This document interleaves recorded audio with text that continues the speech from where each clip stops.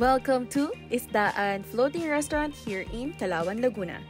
Wala nang patumpik-tumpik pa, diretso na po tayo. Dito ang kanilang entrance at need nyo po na pumunta doon sa kanilang receiving para magpalista at hihintayin nyo po na tawagin ang pangalan nyo.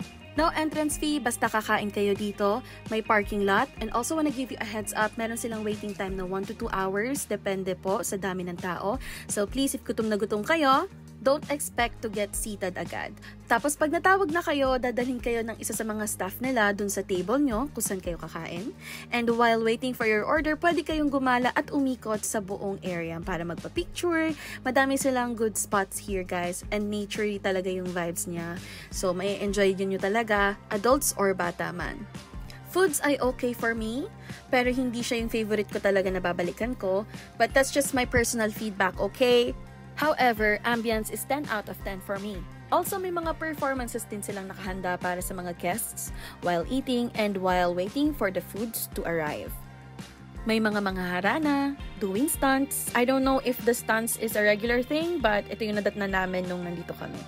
Also, meron silang station here at binibigyan nila bawat family per package ng cup na pwede nyong basagin dito sa area na to. Ayan, mamimili kayo kung saan kayo babasag. Ano po? Yung tatay ko dito, sa high blood arthritis talaga naman. Mahal na mahal kasi niya ng pagkain ay. After magbasag ng mga tito at tita of Lipa, ay nandito naman kami sa taas para makita namin yung kabuuang view ng area. And it's really beautiful, guys. It's like a little Thailand in Laguna. Yun talaga yung vibes din na naramdaman ko nung nandito ako sa area na to. Kahit di pa ako nakakapunta ng Thailand, based lang sa mga pictures na nakikita ko, it really is like a little Thailand in Laguna. At saka nga pala, if may mga nagwa-wonder dyan kung matarik ba ang daan papunta dito, guys, hindi po. We are from Lipa, Batangas, and hindi po matarik yung dinaanan namin. So, okay naman po yung daan.